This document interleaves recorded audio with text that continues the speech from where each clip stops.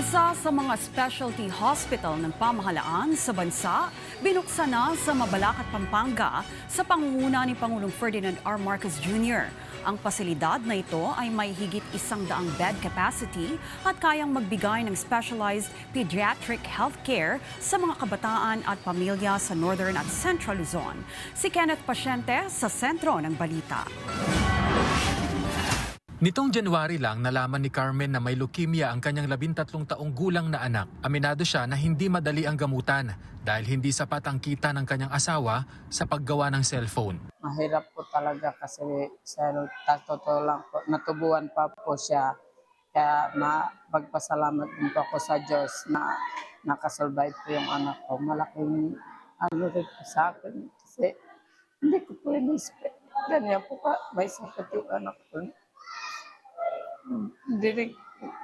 Parang kami hindi ko po alam kung paano po mga anak ko may sakit yung anak ko, tapos yung may anak pa po ako maliit na 5 po kasi sila. Kaya para makaagapay sa mga gaya ni Carmen, pinasinayaan ni Pangulong Ferdinand R. Marcos Jr. kasama si First Lady Liza Marcos ang Jose B. Lingad Children's Medical Center sa Clark Freeport Zone sa Mabalacat, Pampanga. Mayroon itong 120 bed capacity at makapagbibigay ng iba't ibang specialized outpatient, inpatient, urgent care at emergency room services. Tampok dito ang mga pediatric specialty services tulad ng ophthalmology, neurology, hematology at oncology. Mayroon ding cardiology at pulmonology. Kabilang ito sa mga hakbang ng pamahalaan na maparami ang mga specialty hospital sa bansa na layuning palawakin ang access sa specialized pediatric healthcare. This state-of-the-art pediatric facility will provide free, high-quality care for children and families from regions 1, 2, and 3, and other neighboring areas as well.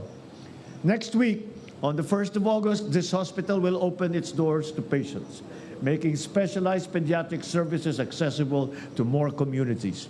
More importantly, it will bring hope and relief to countless Filipino families. Inikot ng Pangulo at ng First Lady ang medical center kung saan sinuri nila ang integrated operating room, mga specialized outpatient consultation area at makabagong diagnostic facilities kabilang na ang AI-enabled X-ray system at 128-slice CT scanner. Nakipaghalubilo rin ang Pangulo at unang ginang sa mahigit 50 pediatric cancer patients. Binigyang diin pa ng Presidente na ipatutupad dito ang zero balance billing. Here in this hospital, I am happy to announce that the zero balance billing program will certainly continue. That way, no individual will be denied care simply because they do not have the capacity to pay.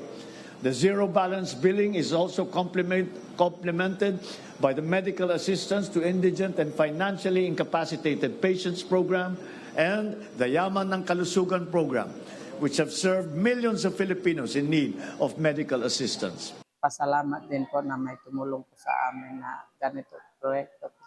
Malaking tulong na rin po sa amin kung nagbibigay na sa namin.